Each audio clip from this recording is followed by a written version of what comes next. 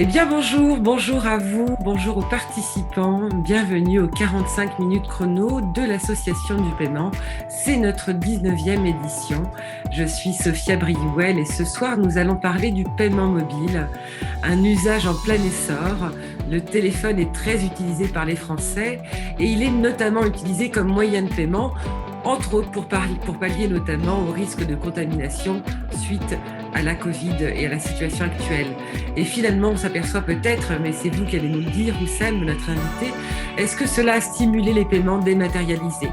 Donc, si les différentes solutions techniques permettent de réaliser les paiements par le mobile, on abordera notamment avec Oussem la sécurité et bien d'autres choses. Alors, à tous nos participants, à ceux qui nous écoutent, qui êtes là avec nous régulièrement, je vous invite à utiliser le chat et le Q&R pour poser toutes vos questions à notre invité Oussem, et je suis sûre qu'il se fera un plaisir d'y répondre. Donc vous avez le chat pour pouvoir converser entre vous et avec nous, et vous avez un bouton Q&R pour poser vos questions. On y consacrera bien entendu donc un moment pour chacune de vos questions, soit en fin d'interview avec Oussem ou bien durant l'interview, parce que si c'est interactif, autant le faire en temps réel. Alors, bon, Oussem, vous êtes CEO de la société Déjà Mobile. Déjà Mobile, un fournisseur de solutions de paiement mobile en marque blanche que vous avez créé en 2012.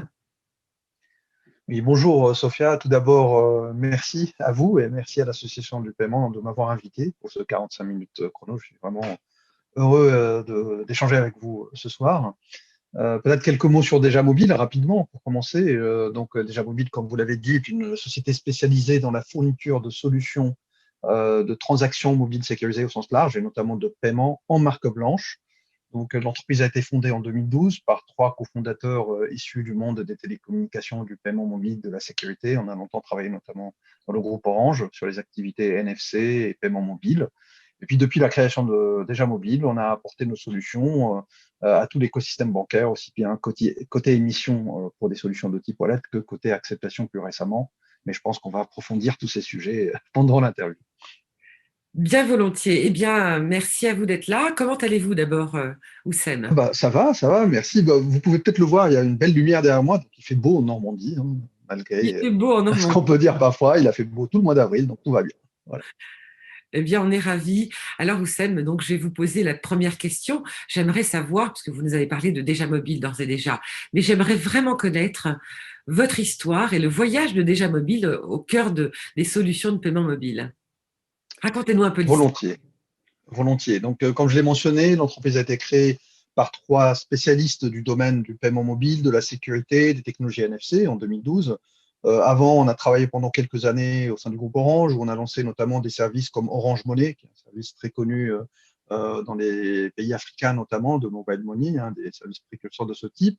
Donc, quand on a créé Déjà Mobile en 2012, on avait la conviction que les technologies sans contact, donc NFC, au monde du mobile, allaient arriver de manière massive, qu'elles allaient probablement transformer un petit peu les usages et aussi peut-être permettre à des nouveaux acteurs d'entrer dans l'écosystème du paiement, aussi bien côté service que côté technologie. Donc, nous, on s'est mis sur la partie technologie pour, encore une fois, notre métier consiste à assembler des technologies avancées, NFC, la sécurité, etc., pour faire des solutions qui sont prêtes à l'emploi quelque part parce qu'elles sont déjà certifiées, par exemple par les réseaux de paiement comme Visa, Mastercard, CD. Elles sont livrées dans un environnement en mode SaaS, dans un environnement certifié PCI DSS. Donc quelque part, on s'occupe de tout ce qui est technologie, certification, etc., de manière à laisser nos clients, qui sont par exemple des émetteurs ou des acquéreurs, se concentrer sur la construction du service, de l'expérience utilisateur et la commercialisation de tout ça. Donc, des solutions sécurisées à la fois côté émission, mais aussi côté acceptation. Merci, Oussem. Alors, bon, c'est une question qui va un peu dans le sens de l'histoire, mais quelle est finalement votre raison d'être et même, je dirais même, votre singularité? Parce que les solutions, il en existe, mais vous particulièrement, qu'est-ce que c'est? Alors, s'il fallait vraiment résumer ça, effectivement, et dégager une certaine singularité, c'est le fait de nous occuper notamment de la sécurité des paiements sur mobile. Parce que ce qui différencie un smartphone qui est un objet ouvert, avec un système d'exploitation ouvert, qui peut accueillir plusieurs applications, ce qui le caractérise, c'est qu'il peut être l'objet, entre guillemets, de menaces, d'attaques, de malware, etc., contrairement à l'environnement carte à puce qu'on connaît dans nos métiers depuis des années maintenant, qui est un environnement fermé et parfaitement contrôlé. Donc, quand on en est arrivé au point de mettre du paiement mobile, de digitiser des cartes, et on va aller un peu plus loin, je pense, plus tard dans ces concepts-là, sur des smartphones, il a fallu mettre en œuvre des technologies, des solutions extrêmement sécurisées pour garder le même niveau de sécurité en paiement mobile que celui qu'on connaissait dans le paiement carte. C'est vraiment ça qui nous singularise, c'est d'être l'acteur technologique qui garantit cette sécurité des paiements, cette conformité quelque part avec toutes les exigences des banques et de l'écosystème bancaire en général dans le domaine nouveau du paiement mobile. Merci Oussem. Alors rentrons dans le vif du sujet, hein, puisque nous sommes là aussi pour parler aussi, entre autres, de la progression du paiement mobile depuis 2017. Alors, quelle progression pour le paiement mobile depuis d'ailleurs son lancement au sein des offres et notamment des banques françaises en 2017. Qu'est-ce que vous pourriez nous partager comme chiffres, comme tendance dans les paiements mobiles? On peut dire que le paiement mobile décolle enfin, j'allais dire, parce que bon, quand on est dans le domaine depuis très longtemps, on attendait ça depuis quelques années. Alors pour dire ça, je vais partager avec vous quelques chiffres. Alors ça tombe bien, hein, on n'a pas fait exprès, mais très récemment, il y a eu une étude qui a été publiée, un communiqué de presse par Pélib avec l'Institut Kantar, qui a permis de voir en fait, l'évolution du paiement mobile. Et là, je vais partager quelques chiffres. Hein. Ne vous inquiétez pas, je ne vais pas vous abreuver de chiffres. L'idée est de vous donner quelques illustrations. Est-ce que vous voyez mon écran? Oui, tout à fait. Très bien. Donc, alors, en fait, ce qu'on peut dire déjà, c'est que on observe une appétence grandissante pour l'usage du paiement mobile. Aujourd'hui, d'après cette étude, hein, encore une fois, qui est un baromètre, donc qui suit les mêmes chiffres et les mêmes indicateurs depuis 2018, donc ça commence à être intéressant, hein, cette perspective. Vous le voyez déjà, 38% des personnes interrogées, hein, du panel qui a été interrogé, déclarent avoir utilisé le paiement mobile contre seulement 18% en 2018. Donc, vous voyez, l'évolution est très importante. Et là, je dois préciser ce qu'on entend par paiement mobile d'abord. Hein. Dans cette enquête, en tout cas, en fait, ça désigne deux cas d'usage. Le premier, c'est utiliser son smartphone pour payer en magasin, donc le paiement NFC en magasin.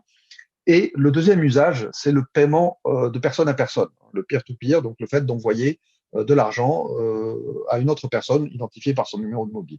Hein, ce sont ces deux usages-là qui sont désignés. Et justement, quand on creuse un petit peu plus pour différencier les deux cas d'usage, donc là, cette question, elle est un peu différente de la précédente, c'est sur l'intention d'usage. La question précédente, c'est est-ce que vous avez utilisé en 2020? Là, ils ont aussi posé la question, est-ce que vous avez l'intention d'utiliser votre mobile pour payer en magasin? Là, à peu près la moitié des personnes interrogées répondent oui.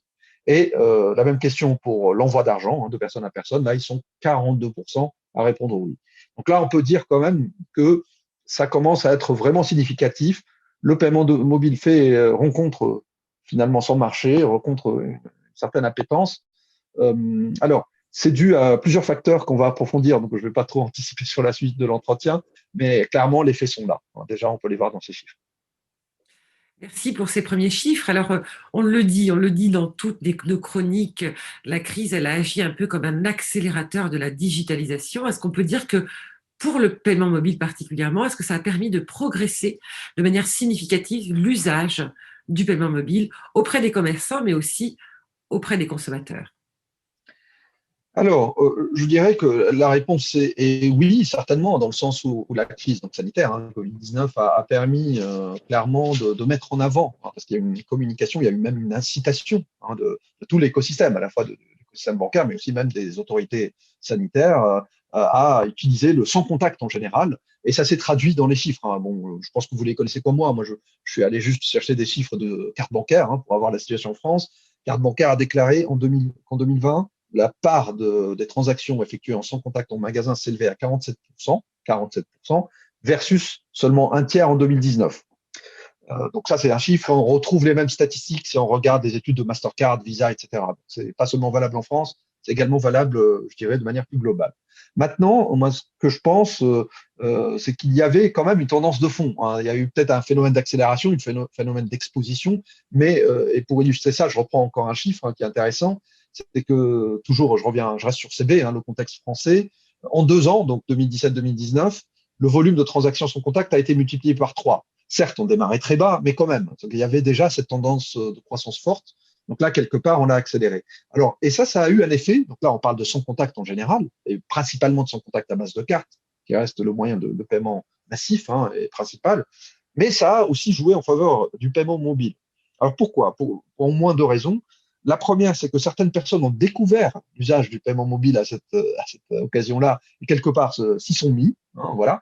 Et parce qu'avant, elles ne s'étaient même pas posé la question, ces personnes-là, et elles ont découvert notamment une propriété intéressante, c'est que pour le paiement mobile, quel que soit le montant, on va s'authentifier sur son propre terminal, sur son smartphone.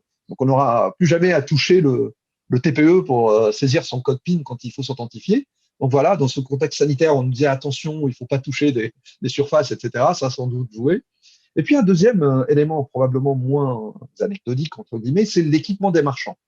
Évidemment, les marchands, dans ce contexte, ont été incités à s'équiper et surtout à activer les contrats sans contact, ce qui n'était pas le cas. Moi, j'étais moi-même surpris. Je me souviens avoir lu un article dans Les Échos, c'était en mai 2020, donc pendant la première partie de cette crise sanitaire, où j'ai appris moi-même que 30% quand même des commerçants en France n'avaient pas un moyen d'acceptation sans contact, soit n'étaient pas équipés, soit n'avaient pas activé le sans contact. Donc ça constituait en fait un frein réel à l'usage du paiement mobile. Parce que pour le paiement mobile, on peut faire que du NFC, on ne peut pas utiliser le contact. Donc voilà, tout ça j'ai été un peu long, mais pour vous dire que je pense, pour répondre clairement à votre question, que clairement la crise sanitaire évidemment a eu un effet, mais qu'on était quand même dans une tendance de fond qui a démarré, je dirais, en 2016-2017 en France et qui s'est amplifiée cette dernière année, enfin en 2020, qui continue en 2021. Merci beaucoup, Seb. Alors, j'ai Jonathan Blondeau qui pose la question en me disant, j'ai peut-être manqué le chiffre, mais combien de personnes sondées? Est-ce que vous avez cette information-là? Sinon, on l'invite à voir. Le panel, alors je n'ai pas en tête, je crois qu'il y a eu 1 millier, je crois que c'est un panel d'1 millier de consommateurs, mais oui, l'information est disponible. Si vous cherchez baromètre paiement mobile Kantar pour Paylib, vous allez trouver leur communiqué de presse et l'information est précisée. Mais de mémoire, il s'agit d'un panel de 1000 personnes de 18 ans et plus, j'imagine, construit dans les règles de l'art des enquêtes, je suppose. Merci Oussem. En tout cas, vous pouvez aller voir notamment sur la page LinkedIn de Paylib, et donc il y a bien l'étude qui a été publiée il y a à peu près une semaine. Merci. Alors du coup, on parlait justement de cette progression significative suite peut-être à la situation que l'on vit. Est-ce qu'on peut dire aussi que les Français sont de plus en plus en confiance finalement? Parce qu'on a une forte culture en France de la sécurité. Donc est-ce que c'est quelque chose qui va venir aussi influer sur l'usage du paiement mobile? Vous avez raison d'évoquer cette question de la confiance, parce que parmi les freins, alors tout à l'heure j'ai évoqué un frein qu'on a constaté sur le paiement mobile, qui est l'équipement des marchands sans contact. Un autre frein qu'il ne faut pas ignorer, c'est cette question de la confiance. Très longtemps, et c'est encore présent aujourd'hui, il y a cette idée reçue que le paiement mobile serait moins sécurisé que le paiement par carte, par exemple. Objectivement, c'est complètement faux. Les chiffres le montrent. Il n'y a pas plus de fraude sur le paiement mobile que sur le paiement carte, et même on peut démontrer techniquement, je ne vais pas m'étendre là-dessus, qu'un paiement mobile peut être même davantage sécurisé qu'un paiement à base de carte. Mais là n'est pas la question. La question est une question de perception. C'est ça qui est important.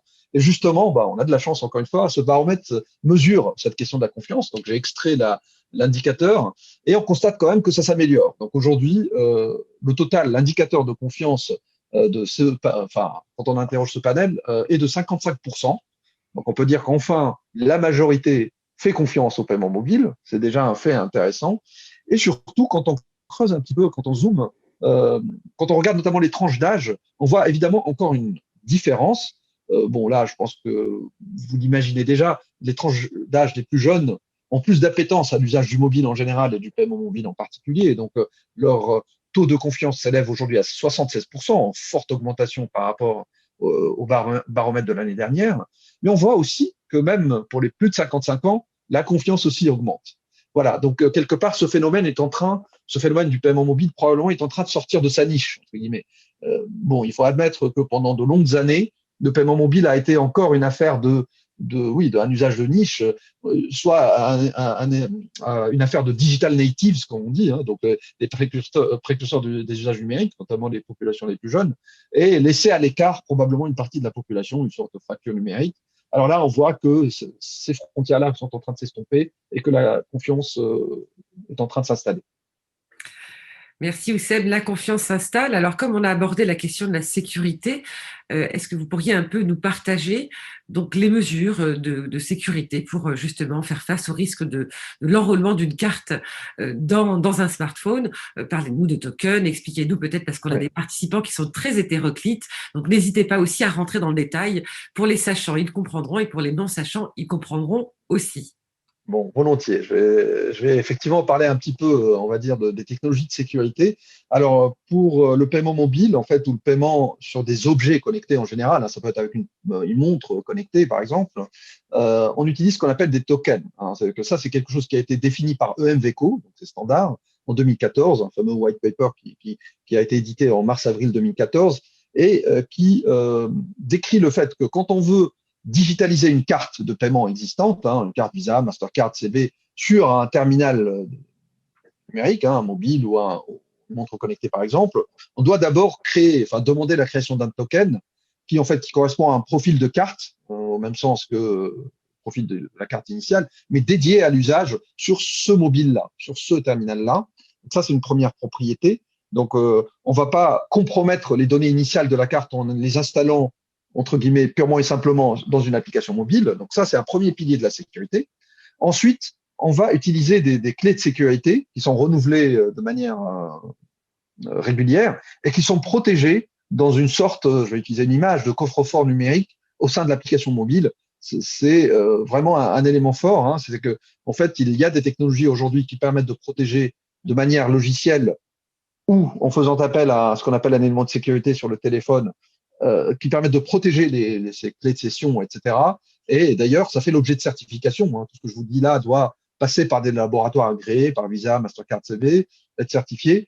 Voilà, donc c'est un deuxième pilier de la sécurité. Et enfin, toutes les solutions de paiement mobile qui existent aujourd'hui sont dotées de capacités de monitoring, entre guillemets. Elles sont en permanence en train de… Parce que contrairement à la carte, qui est un objet qui n'est pas connecté en permanence, un mobile ou encore une fois une montre connectée par exemple est un objet connecté en permanence, donc on peut l'auditer régulièrement.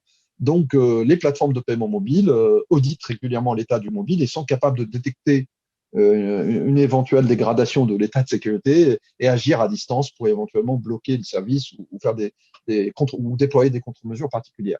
Donc voilà, on a toute une famille de technologies qui se sont développées depuis donc les années 2014-2015 et qui ont été mises en œuvre par tout l'écosystème bancaire. Donc maintenant, on peut dire qu'il s'agit de pratiques tout à fait établies et qui montrent qu'on est capable de faire du paiement mobile sécurisé aujourd'hui. C'est très clair, merci beaucoup. Alors, bon, on a abordé quand même la sécurité. Aux participants, n'hésitez pas à commencer à poser donc vos questions à Oussem, bien que voilà, on va être assez complet dans notre interview.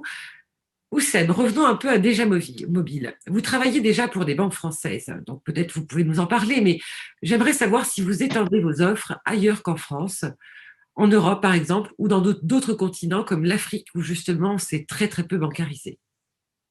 Oui, tout à fait, volontiers. Donc, oui, comme vous l'avez dit, nous équipons plusieurs grandes banques françaises de solutions de paiement mobile basées sur la tokenisation, la technologie HCE depuis plusieurs années. On est le leader de ce type de solution en France. Mais effectivement, à votre demande, j'ai choisi d'illustrer plutôt par un cas en dehors de France pour vous montrer aussi que voilà, c'est quelque chose qui est en train de se développer partout. Donc, nous-mêmes, oui, la société Déjà Mobile a des activités en dehors de France. On a des clients dans 14 pays hein, aujourd'hui. Une majorité la majorité de nos clients se situent en Europe et on commence à sortir un peu d'Europe. Et là, justement, je vais de nouveau partager avec vous mon écran pour vous montrer une petite vidéo qui illustre en fait un cas d'usage d'un client islandais, c'est-à-dire d'une banque islandaise, une banque de détail islandaise qui s'appelle Arion Bank, qui est une banque traditionnelle à l'origine, une banque de détail avec des agences, etc. Et puis qui a commencé une véritable transformation digitale il y a plusieurs années, et d'ailleurs qui a reçu plusieurs prix à ce titre, donc qui est vraiment avancé dans ce domaine-là. Et comme vous allez le voir, là, une petite vidéo qui montre l'intégration du service de paiement mobile dans l'application bancaire. Ça, c'est un point important. C'est que, en fait, pour offrir le service de paiement mobile NFC, donc on parle de ça, hein, qui est notre spécialité, auprès des consommateurs, on peut soit le déployer dans une application dédiée, hein, en wallet, soit l'intégrer dans l'application de mobile banking elle-même. C'est le choix qui a été fait ici. On va le voir. Alors attention, l'écran, il va être en islandais, vous n'allez pas comprendre, enfin, sauf s'il y a des islandophones dans la salle. Mais bon, il y a des petits commentaires en anglais. Donc, attendez, je coupe la musique. Voilà, donc là, vous allez voir en fait assez rapidement, voilà, l'application bancaire se lancer. Voilà, donc là, c'est juste l'application bancaire, hein, voilà. Et à un moment donné, ils vont activer le paiement sans contact. Vous reconnaissez le signe sans contact. Et là, je m'arrête juste.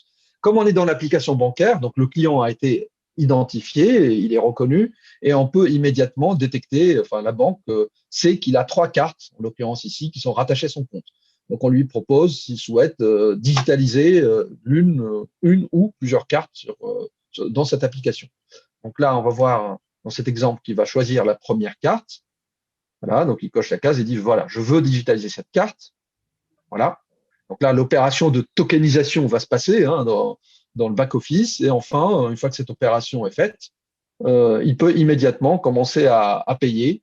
Et là, comme c'est écrit ici, le geste est très très simple parce qu'il s'agit de faire ce qu'on appelle un unlock, enfin, en fait, déverrouiller son écran en utilisant un moyen de déverrouillage sécurisé, par exemple un moyen biométrique, ce qui est géré dans le système Android. Et ensuite, il fait le geste du tap pour payer. C'est très très simple. Voilà, donc ça c'est un cas client, c'est extrêmement simple. Ça montre comment une banque de détail, j'allais dire classique, peut intégrer complètement une technologie de paiement mobile NFC au sein même de son application bancaire. Oui, donc si je comprends bien là, la différence des banques françaises qui utilisent, par exemple, l'application Paylib, là, on a vraiment la technologie qui est directement dans l'application bancaire. Oui, oui, vous avez raison. En fait, la majorité des banques françaises a choisi d'intégrer Paylib sans contact, donc la fonctionnalité de paiement dans une application à part, qui n'est pas l'application de mobile banking. Alors qu'ici, effectivement, on voit que le choix a été d'intégrer la fonction dans l'application bancaire elle-même. Oui. Merci beaucoup, Sem. Alors, on sait qu'on assiste à un changement de paradigme dans l'industrie des paiements. On en parle et on le dit à chaque fois. Le paiement, ce n'est plus une affaire de banque. On en a parlé ensemble, Oussem. Alors, quel autre exemple vous pourriez nous partager qui sort un peu de ce contexte application bancaire et pour lequel on pourrait voir justement l'utilisation du paiement mobile? Oui, comme vous le dites, le paiement mobile, ou le paiement en général d'ailleurs, c'est une fonctionnalité quelque part générique. Et finalement, je vais prendre un exemple qui va peut-être vous surprendre, mais on va sortir complètement du monde des cartes de paiement traditionnelles. Pardon, là, je repasse là. Voilà. Pour parler d'expérience de carte cadeau digitale. Et alors, en fait, là, je vais vous montrer l'exemple d'une société qui s'appelle One for All, qui est en fait une marque qui existe en Angleterre, enfin en UK, en Royaume-Uni et en Irlande, et qui distribue un programme de carte cadeau multi-enseigne. En gros, vous avez une carte cadeau, vous pouvez la dépenser dans, je crois, 50 000 points de vente, plus un certain nombre de sites Internet qui appartiennent à un certain nombre de milliers d'enseignes. Donc voilà. Pour déployer ce service, en fait, cette société utilise en fait un service Visa en marque blanche, une carte Visa dans une approche qu'on appelle restricted loop. C'est-à-dire qu'en fait, vous savez qu'une carte Visa, Mastercard ou CB, par définition, elle est open loop. Vous pouvez l'utiliser chez tous les marchands du réseau Visa ou Mastercard. Là, pour faire ce produit-là, en fait, on va prendre une carte open loop Visa et on va restreindre l'usage basé sur les codes marchands chez un certain nombre d'enseignes.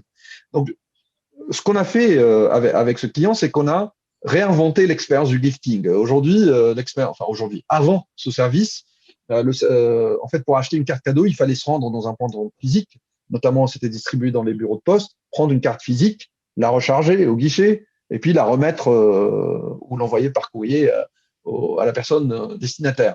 Là, on va voir une expérience complètement digitale. Ah, pardon, hop, je coupe la musique. Donc là, ce que vous allez voir, c'est que en fait, la personne reçoit nouvelle carte cadeau par un lien et est invitée à aller s'inscrire en fait sur le site ou dans l'application mobile de One for All pour bénéficier de son cadeau.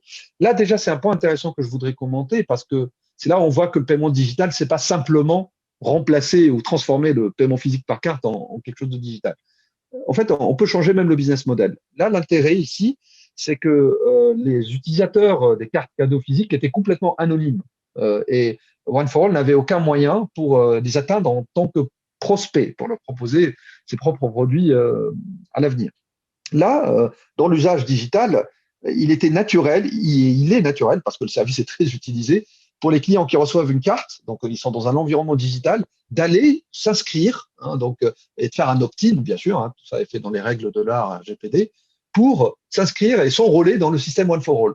Et donc ça, c'est un intérêt business intéressant, c'est un intérêt business évident pour One for All, c'est que derrière, ils vont constituer une base quelque part une base client, qui vont pouvoir travailler pour proposer des services derrière. Donc voilà, donc on passe l'étape d'inscription.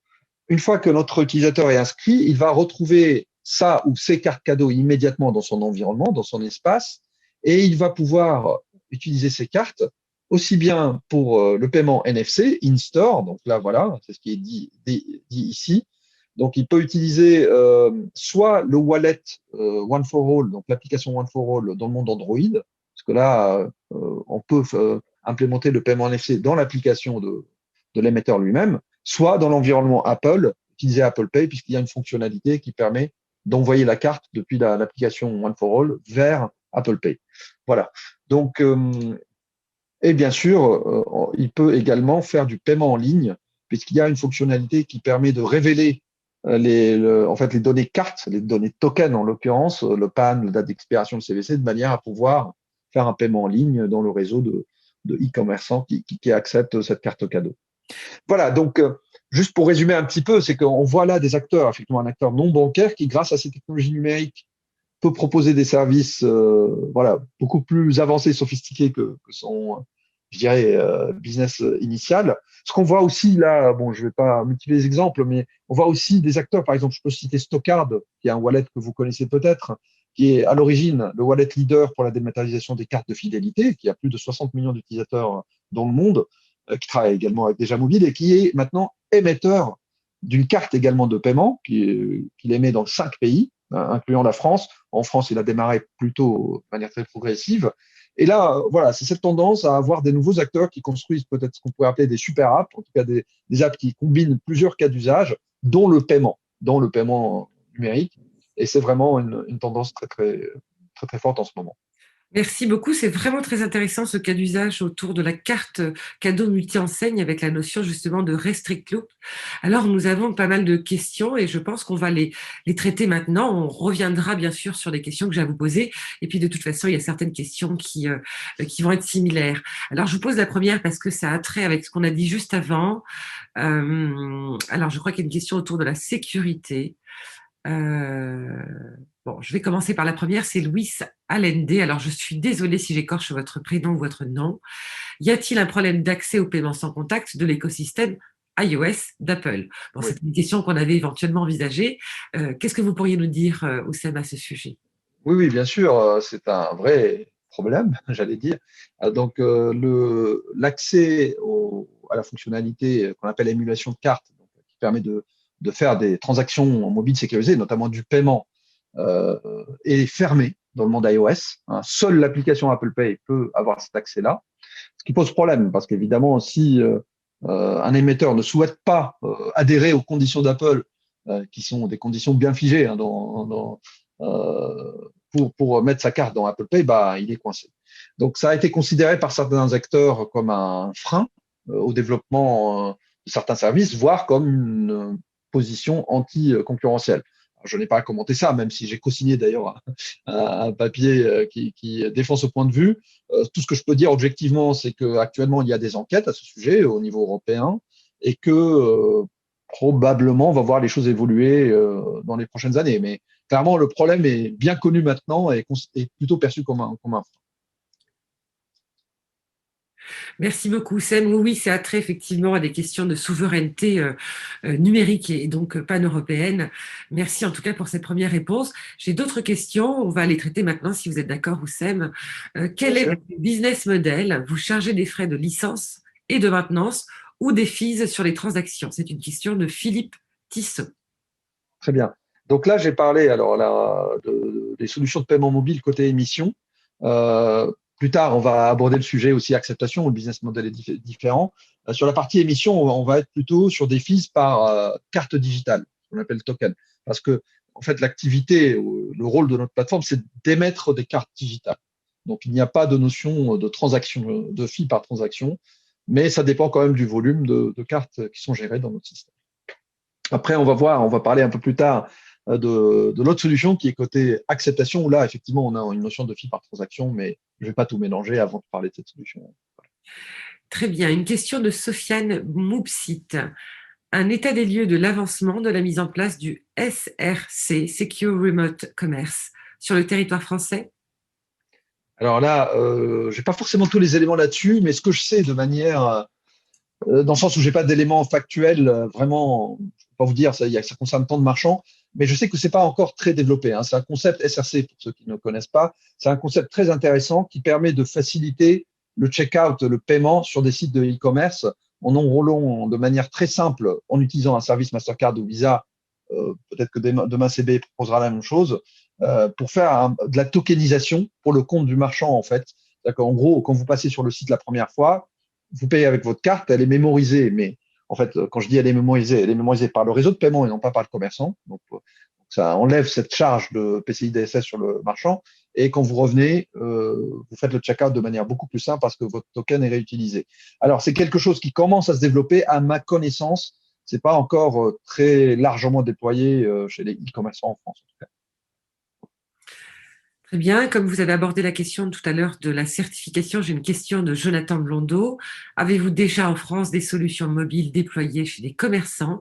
Et est-ce qu'il y a une certification spécifique à passer pour être utilisée en France? D'accord. Bon, le sujet principal, hein, qu'on a abordé aujourd'hui, c'est le paiement mobile et on l'a vu côté consommateur, hein. C'était vraiment le focus de cette intervention aujourd'hui. En fait, effectivement, on a par ailleurs une solution et c'est le moment, je pense, d'évoquer ce sujet, Sophia, si vous permettez. Donc, le côté acceptation, parce que je l'ai mentionné tout à l'heure, il reste un enjeu quand même important concernant l'équipement des commerçants en moyen d'acceptation sans contact. Encore une fois, j'ai rappelé que dans ce fameux article des Échos de mai 2020, donc il n'y a pas si longtemps, que 30% encore des marchands en France n'acceptaient pas le sans contact pour différentes raisons. Soit parce qu'ils ne l'ont pas activé, soit parce qu'ils n'avaient pas encore la technologie. Et plus globalement, si on voit ça à l'échelle mondiale, il y a effectivement un vrai besoin pour améliorer l'équipement des commerçants de moyens d'acceptation de paiement sans contact. Et la bonne nouvelle, c'est que depuis décembre 2019, il y a une nouvelle technologie qui est arrivée, qu'on appelle parfois Software POS, donc TPE logiciel si vous voulez, qui permet en fait, en gros, hein, pour résumer, de transformer n'importe quel smartphone ou tablette, enfin device Android NFC, en TPE, en terminal de paiement électronique sans contact, de manière standard, sécurisée, etc. Donc ça, c'est une technologie nouvelle. On a développé une solution effectivement sur la base de cette technologie qu'on a fait certifier déjà, qui a déjà ses premiers clients en pilote actuellement. Donc, on la commercialise essentiellement auprès d'acquéreurs aujourd'hui ou de PayFac ou de fournisseurs de services marchands ou de PSP.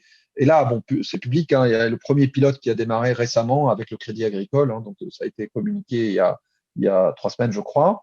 Voilà, donc pour répondre à la question, en fait, ce qu'on a évoqué jusqu'ici, avant que je parle de cette solution d'acceptation, côté émission, en fait, ne nécessitait pas spécialement d'évolution côté marchand. On utilise l'équipement existant NFC, hein, un contactless tout à fait standard. Mais il y a aussi un nouvel enjeu qui consiste à proposer des nouvelles solutions, encore une fois, purement logicielles d'acceptation sans contact, qui vont permettre d'équiper des petits marchands qui n'avaient pas encore accès à des TPE sans contact, mais également qui vont permettre d'implémenter ou de déployer des nouvelles expériences d'achat et de paiement, y compris dans des grandes enseignes. Je pourrais volontiers développer si ça vous intéresse. Oui, oui, on reviendra quand même sur la question, hein, parce que c'est une question absolument que je voulais vous poser. On reviendra sur cette question du soft post parce que je pense qu'il faut aussi peut-être aborder la question sous toutes ses formes. J'ai d'autres questions, on va quand même y répondre parce qu'elles sont là et donc je pense que c'est intéressant d'y répondre maintenant. Et puis on continuera, on est encore dans le timing, Oussem. Nous n'avons pas encore atteint les 45 minutes chrono, il nous reste encore une dizaine de Tout minutes. va bien. Tout va bien. Alors, une question de Benoît Winas de la société Etc. Bonjour Oussem, Gilles Grappinet, mentionné récemment, dit qu'il ne croyait pas au paiement mobile en tant que tel, car sans intérêt par rapport à la carte, mais qui devait être combiné avec une offre à forte valeur ajoutée. Qu'en penses-tu? Alors, bonjour Benoît, oui. Alors, je ne serai pas évidemment aussi affirmatif. Je veux dire, encore une fois, si on considère que le paiement mobile, c'est juste prendre une carte, la mettre dans un mobile et payer avec un mobile, et cette affirmation est vraie. Mais en fait, justement, le paiement mobile, c'est pas ça. Le paiement mobile, d'abord, ça s'arrête pas au paiement NFC. hein. Je l'ai dit tout à l'heure, notamment quand on a discuté des résultats du baromètre Kantar, on parlait aussi de paiement peer-to-peer sur mobile. D'accord, ça c'est le premier point. Deuxième point, comme on l'a vu, j'espère, avec le cas que j'ai illustré, notamment One for All, j'ai pris exprès, encore une fois, quelque chose qui sort du domaine bancaire. Ça permet le fait de digitaliser, d'être dans des parcours digitaux, donc numériques en français, excusez-moi, dans des applications mobiles, etc., permet de créer des nouveaux services et des nouvelles expériences d'usage. D'accord? Et donc, je suis désolé de ne pas être d'accord avec M. Grappinet, que je respecte beaucoup, hein, mais je ne pense pas que le paiement mobile se réduit, encore une fois, à un avatar de la carte sur téléphone. C'est vraiment un nouvel usage, c'est de nouvelles habitudes de consommation. Et quand vous regardez d'ailleurs ce qui se passe dans des pays où le paiement mobile est beaucoup plus développé qu'en France, par exemple en Chine, hein, on a la preuve de ça. Je veux dire, aujourd'hui, en Chine, il y a des systèmes à base de cartes, d'accord? Ça n'empêche pas les mêmes citoyens chinois d'avoir un compte bancaire avec une carte qu'ils utilisent et WeChat Pay et Alipay qu'ils utilisent aussi parce qu'ils sont intégrés dans des expériences d'usage qui sont beaucoup plus vastes que le paiement, vous voyez? Donc voilà, moi je pense que encore une fois, le paiement mobile est appelé à s'intégrer dans des expériences d'usage diverses et variées, hein, soit du paiement classique avec ma carte, je paye dans un magasin, du paiement peer-to-peer, du paiement en ligne sécurisé, du digital gifting, entre guillemets, comme on a vu tout à l'heure, etc., etc. Merci, merci Oussem. Alors, il y a d'autres questions qui arrivent. On va un peu avancer pour qu'on puisse finir aussi un peu toutes nos questions. Et on reviendra notamment sur les questions de notre président Maurice Blanchard. Il a toujours des questions très pertinentes. Alors, comme vous avez abordé la question justement de technologie et de Chine, est-ce que dans les technologies paiement mobile, le mieux en termes d'usage en Europe, c'est vraiment pas de choisir, mais c'est vraiment d'adopter plusieurs technologies comme le QR code ou le NFC pour le sans contact ou d'autres qui pourraient se présenter? C'est ça un peu votre discours au sein. Oui, oui, tout à fait. Moi, je ne souhaite pas et je ne fais jamais ça. Non, je n'oppose pas les technologies parce que souvent on voit des débats qui me paraissent un petit peu artificiels entre oui, qu'est-ce qui est mieux, la technologie NFC ou QR code. Il y a pas qu'est-ce qui est mieux. Il y a qu'est-ce qui est plus utile dans un contexte d'usage. Et là, c'est intéressant de voir ce qui se passe. Pourquoi la technologie NFC prend le dessus plutôt quand on parle de paiement mobile, par exemple en Europe en général et en France, c'est parce que on est habitué à la technologie sans contact. On l'a vu tout à l'heure dans les chiffres, je ne vais pas revenir dessus. Donc, il nous paraît assez naturel, vu nos habitudes d'usage, de garder cette technologie sans contact NFC dans le mobile. Quand on regarde ce qui s'est passé en Chine, l'histoire a été complètement différente. Quand en 2010, donc les premiers services de paiement mobile, WeChat Pay, Alipay sont nés, déjà la pénétration évidemment du système bancaire, le système à base de cartes était plus faible en Chine que celle du mobile en Chine. Et surtout, ces services ont été lancés dans des communautés d'usage énormes déjà. WeChat, en tant que réseau social, avait déjà des centaines de millions d'utilisateurs. Et du coup, comme ce sont des utilisateurs d'une application mobile et que le QR code est une technologie qui vient du monde du mobile, voilà, ils ont adopté de manière plus simple et plus immédiate le paiement avec les QR codes. Donc voilà, c'est plus une question d'écosystème, d'habitude d'usage qu'une question de technologie qui serait meilleure qu'une autre. Moi, voilà. Et d'ailleurs, ce qui est intéressant, pardon, Sophia, c'est que on voit, si je reste sur la Chine, qu'il y a aussi du paiement mobile NFC, puisque le UnionPay utilise ces technologies-là. Évidemment, les volumes ne sont pas les mêmes, hein. WeChat Pay, Alipay, c'est des centaines de millions d'utilisateurs. Probablement, je n'ai pas les chiffres pour le paiement mobile NFC en Chine, mais probablement c'est seulement quelques millions, mais bon, voilà. Et au Moyen-Orient, si vous prenez une autre géographie qui est un peu entre les deux influences, vous allez, par exemple, dans la région du Golfe, vous allez trouver sur le terrain des wallets de paiement aussi bien QR code que NFC. Ça Alors ne pose justement, problème à personne. Voilà. comme vous parlez du QR code, la question de Maurice Blanchard, c'est est-ce que le QR code sera-t-il un concurrent au paiement mobile traditionnel ou plutôt un accompagnateur du développement? Bon, c'est un peu ce que vous dites. Oui, voilà, je pense que Maurice a déjà répondu. C'est dans le sens où, encore une fois, il n'y a pas de concurrence pour moi de technologie.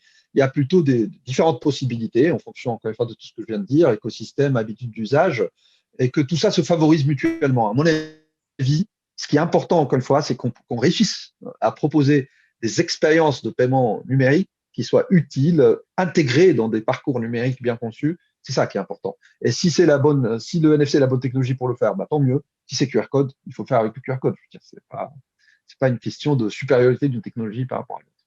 Merci Oussem. Alors, puisqu'on parle de parcours d'achat, et que tout à l'heure nous avons abordé des cas d'usage, notamment avec le soft POS, j'aimerais que vous puissiez nous parler du soft POS, nous rappeler effectivement la différence avec le TPE et donc les autres solutions d'acceptation en point de vente, et puis que vous nous parliez notamment des différents cas d'usage, dans quel cas d'usage ça a du sens, quelles va être aussi probablement les solutions de demain en plus du soft post. Enfin, voilà, vraiment développer autour du soft post, s'il vous plaît. Oui, donc le SoftPOS, comme je l'ai indiqué, c'est une technologie qui permet de transformer un terminal Android NFC en terminal d'acceptation de paiement sans contact, carte mobile, hein, voilà, de manière standard. Donc, c'est à l'origine une spécification PCI, un Payment Card Industry, qui a été aussi étendue par Mastercard et Visa pour permettre de gérer également le code PIN. Bon, je ne rentre pas dans les détails techniques pour le moment, en tout cas. Et ce que ça permet, d'abord, il y a un premier enjeu qui est celui, et là, voyons-le à l'échelle mondiale, pas seulement en France, c'est celui d'équiper les petits marchands. Là, il y a une étude de Mastercard qui est assez connue, qui est pas mal reprise, qui dit il y a 130 millions de marchands dans le monde qui n'acceptent aujourd'hui aucun paiement, moyen de paiement électronique. Donc ça pose problème, d'accord, surtout dans les conditions sanitaires qu'on a évoquées tout à l'heure. Donc premier enjeu, c'est un enjeu quelque part d'inclusion financière, c'est d'offrir à ces marchands des solutions simples. Donc, en gros, sur son smartphone NFC, il va pouvoir télécharger une application, par exemple de sa banque ou de son fournisseur de services de paiement, pour accepter des paiements de manière simple, peu coûteuse et efficace. Premier enjeu. Deuxième enjeu, et là, ça concerne tous les marchands, et notamment le commerce organisé, voire la grande distribution, c'est intégrer le paiement dans des nouveaux parcours d'achat. D'accord. Vous voyez bien en observant ce qui se passe dans le commerce qu'il y a de nouveaux parcours d'achat qui se développent. Le click and collect, ce qu'on appelle le self-checkout aussi, le fait de faire ses courses, d'aller dans une borne où on scanne soi-même les biens, on paye et on sort. Le fait aussi d'avoir la multiplication des points d'encaissement dans un grand magasin pour créer en fait des îlots. Par exemple, ça existe dans du commerce de luxe ou dans des grands magasins, mais aussi même dans la grande distribution maintenant. Donc, tous ces cas d'usage vont être, je dirais, servis par cette technologie. Je vais vous donner un exemple pour que ce soit plus concret. Imaginez dans un magasin un vendeur qui va vous aider pour, mettons, un magasin d'électronique grand public à choisir votre télé. Non, c'est un peu compliqué, les télés, il faut faire des comparatifs, etc. Donc, ce vendeur peut être équipé, d'ailleurs, il l'est dans certains magasins, d'une tablette professionnelle qu'il utilise, par exemple, pour vous montrer des comparatifs, des choses comme ça. Et on peut imaginer que demain, avec le SoftPOS, cette tablette puisse également faire l'encaissement.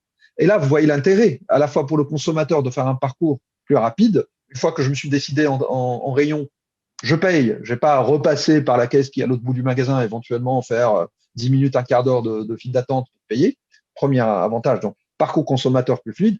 Et aussi pour le commerçant, en ayant convaincu le client, il vaut mieux transformer la vente tout de suite et encaisser plutôt que de lui laisser la possibilité éventuellement de quitter le magasin sans acheter, peut-être parce qu'il a vu qu'il y avait trop de monde à la caisse, je ne sais pas. C'est peut-être un exemple un peu simpliste, mais voyez l'intérêt. Voilà, donc en fait, ce sont des nouveaux parcours qui sont en train de se développer dans le commerce organisé, dans la grande distribution, dans le commerce de luxe, etc., qui vont être favorisés par ces technologies d'acceptation purement logicielle. Parce ce qu'on fait en fait concrètement, c'est qu'on enlève la forte dépendance qui existe aujourd'hui entre la fonction d'acceptation et un matériel spécifique, à savoir le fameux TPE, qui reste quand même assez contraignant à déployer, maintenir dans le temps, etc. Voilà. Merci beaucoup, Sam. J'ai deux questions d'ailleurs à ce sujet. La première, alors juste Christian Laroche nous demande effectivement soft post, est-ce que c'est la même chose que MPOS? Alors, c'est une sorte de MPOS, oui, parce que MPOS, Mobile POS, c'est le fait de payer en utilisant un terminal mobile, par exemple un smartphone. Sauf qu'aujourd'hui, les solutions SoftPOS, jusqu'à l'arrivée du SoftPOS, ça nécessitait ou nécessite encore aujourd'hui d'utiliser un terminal externe, un dongle, hein, on appelle ça souvent, qui vient se connecter en Bluetooth avec le smartphone. Et ce dongle qui est certifié sert à lire la carte et éventuellement saisir le PIN. D'accord? Donc, avec le SoftPOS, il n'y a plus de matériel dédié. Tout se passe dans l'application qui est sur le smartphone. Ah, donc, c'est quelque part l'étape ultime, entre guillemets, du mobile POS, si vous voulez. Merci. Et donc, un spectateur anonyme nous posait la question un peu plus tôt d'ailleurs dans notre chronique. Comment voyez-vous l'évolution des solutions de paiement sur smartphone du commerçant en remplacement du terminal de paiement électronique? Alors, remplacement, honnêtement, je n'irai pas jusque-là parce que je sais que effectivement, souvent, il y a des discours sur la substitution, hein.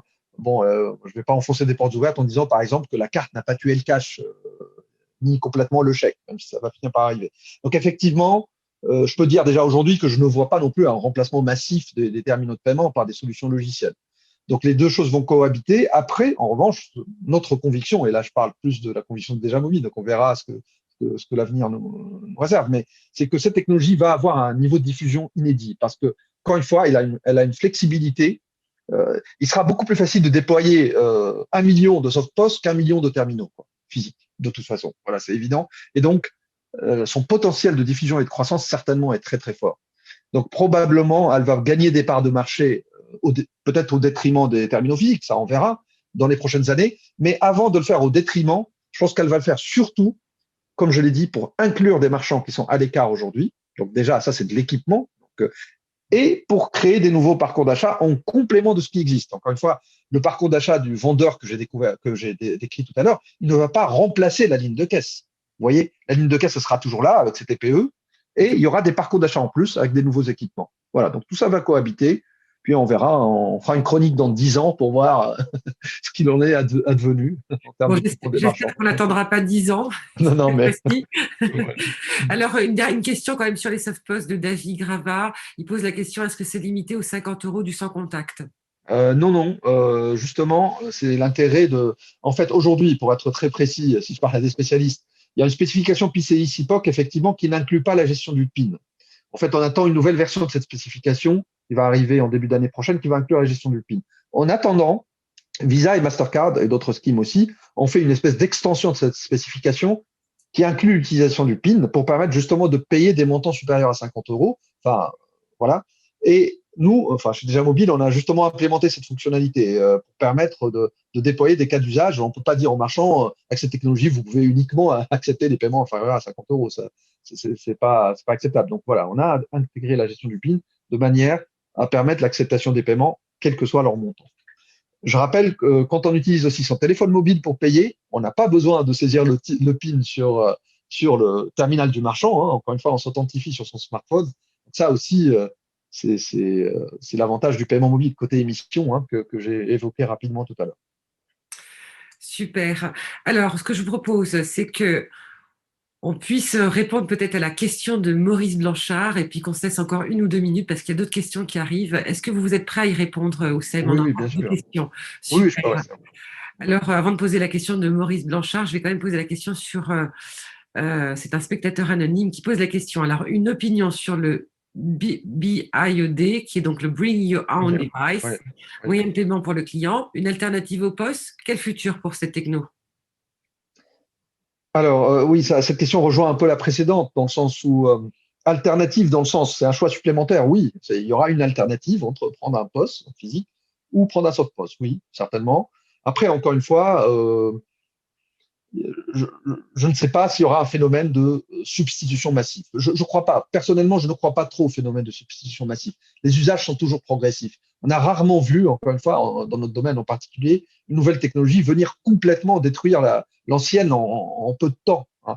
Donc, effectivement, moi, je pense qu'aujourd'hui, ce qui va se passer, c'est qu'on va voir de plus en plus des marchands utiliser leur propre téléphone pour encaisser. Ça va rentrer petit à petit dans les habitudes et peut-être que dans quelques années, ça sera majoritaire. Mais voilà, donc. Merci Oussem. Dernière question, et d'ailleurs vous allez voir, c'est en phase avec un de nos événements de la semaine prochaine. Comment voyez-vous, Oussem, la gestion de la dématérialisation des tickets dans le cadre du paiement mobile? C'est une question de Maurice Blanchard, notre président de l'association du paiement. La dématérialisation des tickets, quel genre des tickets de caisse. Ah, d'accord. Bon, ça paraît naturel. Hein. En fait, on parle justement de parcours numérique. C'est bien ça l'enjeu. Et effectivement, on ne peut pas imaginer, par exemple, demain, d'avoir un commerçant qui encaisse sur un smartphone et ne pas avoir un reçu digital ou un ticket de caisse digital. Clairement, c'est une tendance très, très forte. Tout ça va dans le même sens. Va dans le sens d'une expérience d'achat et de paiement complètement numérique. Donc, pour moi, c'est un usage qui a à se développer, de même que la dématérialisation des moyens de paiement. Eh bien, merci, mais un grand merci à vous, Oussem, d'avoir Merci participé Sophia. aux 45 chronos de l'Association du paiement. Vous êtes membre de l'Association du paiement et c'est important pour moi de le souligner. Alors, si je fais une conclusion très très rapide, parce qu'on est vraiment dans le timing, voilà, bien que le paiement mobile représente une goutte d'eau aujourd'hui dans un océan, si on compare par rapport au paiement par carte, le paiement mobile représente, de ce que vous me dites, des avantages. Et peut-être que la question du fait qu'il n'y ait pas de plafond, qu'on peut utiliser finalement plusieurs comptes peuvent être connectés sur un même téléphone, peut-être que ça permettra de continuer cette progression qui finalement est aujourd'hui là, d'après les chiffres que vous nous donnez. Et à bientôt dans d'autres 45 chronos de l'Association du paiement. Un mot peut-être, Oussem, un mot? Simplement de nouveau un mot de remerciement. C'était vraiment très intéressant d'avoir cet échange avec vous. Donc merci encore Sophia et puis merci à l'association du paiement et à tous ses membres. Voilà. Eh bien, merci à vous et puis j'espère à très bientôt et peut-être faire de futures chroniques pour dans un an pour savoir un peu où vous en êtes et où on en est au niveau du paiement mobile. Avec grand Merci plaisir. à Louis aussi qui nous dit merci pour l'échange et bonne soirée. Bonne soirée à vous. Bonne soirée à tous les participants. Au revoir. Au revoir Oussem. Merci.